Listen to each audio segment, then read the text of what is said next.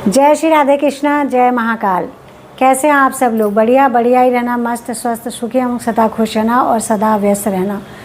आज से सावन का महीना आरंभ हो गया है। आप सभी लोगों को सावन के महीने की हार्दिक शुभकामनाएं। आप सभी लोग भोले शंकर को, माता पार्वती, गणपति गजानन को खूब मनाएं।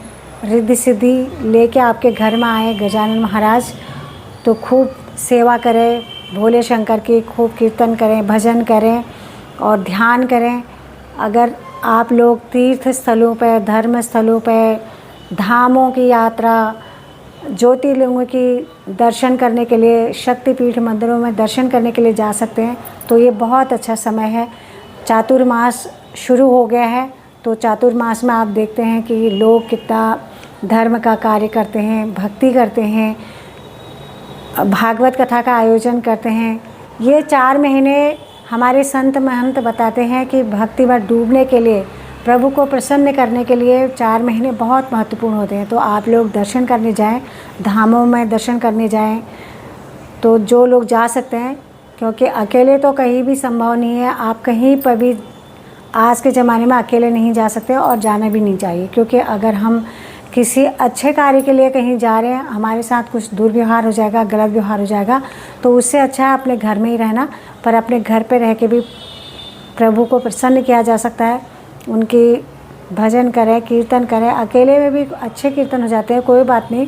ऐसा नहीं है कि आप जब बहुत सारी संगत को इकट्ठा करेंगे तभी कीर्तन होंगे, अकेले में भी कर सकते हैं। बस प्रभु का ध्यान होना चाहिए। अगर कीर्तन भजन नहीं भी होगा ना, तो किसी के लिए गलत भावना अपने मन में नहीं रखनी है, किसी के लिए गलत सोचना नहीं है, किसी के लिए गलत करना नहीं है, तो वो भी कोई भक्ति से, कीर्तन भजन से कम नहीं है।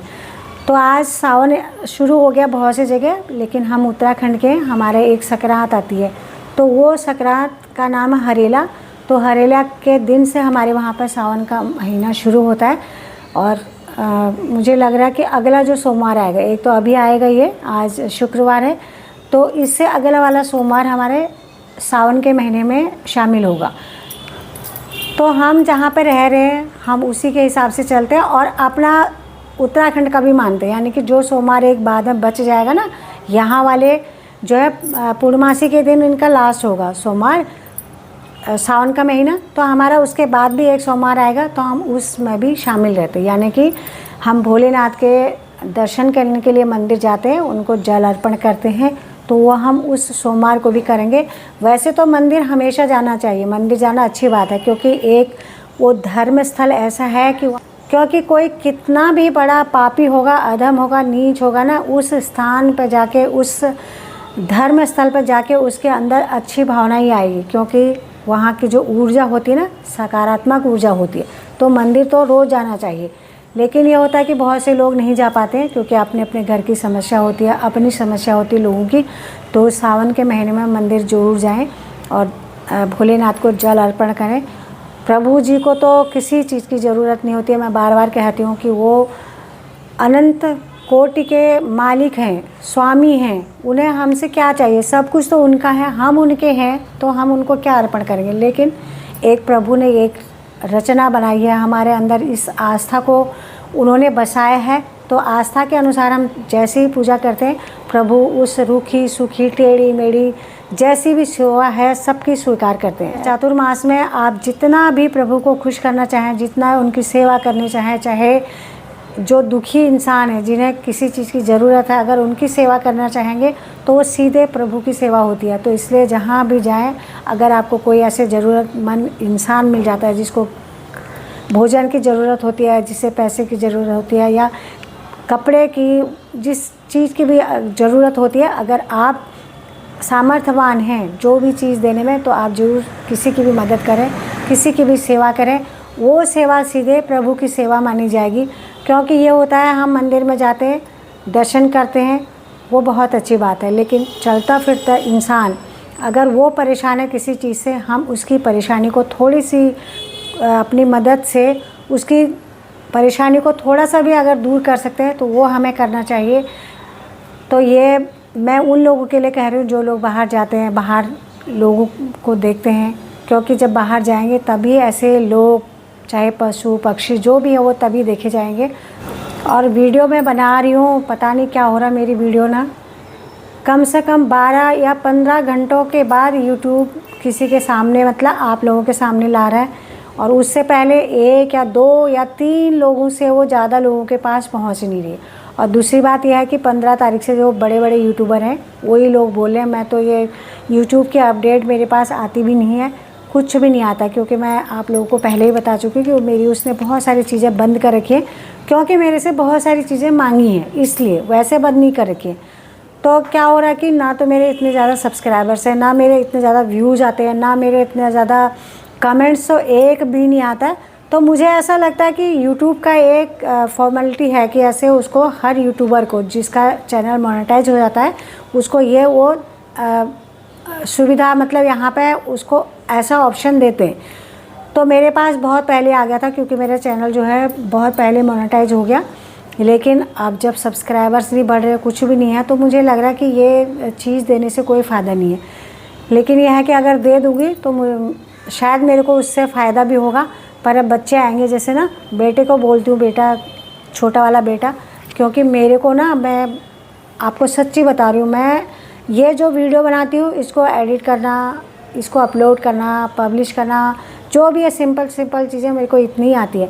बाकी मैं इंटरनेट पर छिड़कानी नहीं करती। मेरे को लगता है भाई डर, क्योंकि जो चीज़ इंटरनेट पे हमने उस चीज़ को क्लिक कर दिया, या हम कुछ भी अपना कुछ भी लिख के पेस्ट करेंगे तो वो चला जाता है, फिर वो डिलीट नहीं होता है, या कहीं मेरे से कुछ गलत हो जाएगा तो मतलब डर लगता है ऐसे ना, कि इतनी मुश्किल से चैनल थोड़ा बहुत यहाँ तक पहुँचे हैं। और ये जितने भी सब्सक्राइबर्स हैं, इसमें सारे सब्सक्राइबर्स मेरे लड्डू गोपाल के हैं, मेरे बहुत कम होंगे, बहुत कम, क्योंकि मैं बार बार बोलती हूँ, मैं अकेले ही बोलती हूँ, तो ऐसा सबका ही होता है। या तो बहुत मृदुभाषी हूँ, या मैं बहुत अच्छी बातें बोलने वाली हूँ जो कि आप लोगों को पसंद होती, तब तो होता कि भाई आपको मेरी बातें पसंद आ रही हैं, या फिर मैं जो बोल रही हूँ मृदुभाषी हूँ, मैं मेरे बोलने का तरीका अच्छा लग रहा है, ऐसा होता है ना। कोई इंसान इतना मतलब अच्छी बातें करते हैं और मृदुभाषी होती है तो उसको भी इंसान सुनना चाहते हैं। तो अब रोज़ मैं ऐसी छोटी मोटी वीडियो लेके आ जाती हूँ, तो मुझे खुद ही लगता है ऐसे। पर आप लोगों का बहुत बहुत धन्यवाद, फिर भी आप लोग जितने भी हैं मेरी वीडियो को देखते हैं, सुनते हैं मुझे। पर मुझे ऐसा लगता है कि ज़्यादातर लोग जो हैं टीवी में देखते हैं, अगर आप मोबाइल से भी देख लेंगे, मुझे मतलब मेरे वीडियो को लाइक कर देंगे, एक छोटा सा कमेंट चाहे राधे राधे का भी लिख देंगे ना, तो मुझे अच्छा लगेगा। तो कल की वीडियो जो है मेरी आज अभी मतलब ये 11:30 या 12 बजे से मतलब वो गई है अभी, तो अभी उसे लोग देख रहे हैं। तो पता नहीं भैया क्या हो रहा है मेरे साथ, मुझे समझ में नहीं आ रहा है। जैसे वीडियो नहीं चलती है ना, फिर मन दुखी हो जाता है। चलती है मतलब जिस हिसाब से मैं वीडियो बना रही हूँ, आजकल तो मैं रोज़ बना रही हूँ। तो मौसम का हाल तो ऐसा ही है, मौसम जो है धूप नहीं है, 2 बार हल्की हल्की बारिश आई है। हमारे यहाँ पे बारिश इस बार आ ही नहीं रही है, बहुत कम बारिश आ रही है, क्योंकि जिस एरिया में मैं रहती हूँ ना, वहाँ पे बिल्कुल भी पेड़ नहीं है। तो 2 पार्क हैं छोटे छोटे यहाँ पे, जहाँ पे मैं रह रही हूँ, उन 2 पार्कों में मिला के 15-20 पेड़ भी नहीं होंगे। और दूसरे उन पार्कों में लोग क्या करते हैं ना, आटा डालते हैं चींटियों के लिए, आटा डालेंगे, चीनी डाल देंगे, कोई रोटी डाल देता है, कोई कुछ डालता है, और कबूतरों का दाना डालते हैं। तो उसके चक्कर में वहाँ इतने चूहे हैं ना। जैसे जाती हूँ वहाँ पे कभी कभार, अब तो मैंने छोड़ दिया, पता नहीं 2 साल 2.5 साल से भी ऊपर हो गया, पार्क जाना ही बंद हो गया है। तो वहाँ पे ना चूहों ने इतने बिल्कुल इतने मोटे मोटे बिल और इतने बड़े बड़े चूहे हैं। अब बताओ, जो चूहे इतने बड़े बड़े, पार्क है छोटा सा, तो उन्होंने ना पेड़ों के जड़ों के नीचे ही बिल बना दिए। अब वो जहाँ पे बिल बना रखे उसके आसपास चींटियाँ आ जाती हैं, और लोग वहाँ पे वो आटा वाटा डाल देते हैं। अब वो आटा खाने के लिए उसके लिए और बड़ा बिल बना देती है। तो पेड़ जो है ना अधिकतर सूख जाते हैं, फिर वो छोटे लगाते हैं, फिर वो ऐसे तो मतलब पेड़ भी नहीं है, उसकी वजह से यहाँ पर बारिश होती ही नहीं है। ये हमेशा की बात है, अगर बहुत ज़्यादा बारिश कहीं बरस रही है तो धोखे में कभी आ जाएगी ऐसी बारिश, नहीं तो इधर बारिश कम होती है, बहुत ही कम होती है। तो पसीना आ रहा है, जैसे उमस वाली गर्मी हो रही है। पर मुझे ऐसा लग रहा है भैया, आप लोग बताना कि इस साल गर्मी जो है कम है। वैसे तो अभी जुलाई आधा तो हो ही गया, आज 11 तारीख हो गई है, 14-15 2-4 दिन में आधा महीना हो ही जाएगा। तो जो लू वाली गर्मी था ना, वो 1-1.5 हफ्ता ही हुई थी, पर हुई थी भयंकर भैया, ऐसा लग रहा था जल गए, बिल्कुल जल। लेकिन क्या होता ना, मई 15 तारीख तक तो हमेशा ही होता है ऐसे, कभी गर्मी कभी बारिश आ गई कभी कुछ आ गई। फिर मई 15 से लेके पूरा जून का महीना यानी कि 1.5 महीना लू चलती थी। लेकिन इस बार ऐसा नहीं हुआ, बारिश होती रही, जैसे पहाड़ों में हो गई कहीं होगी ना बारिश, तो उसकी वजह से दिल्ली में भी असर हो जाता है मौसम का।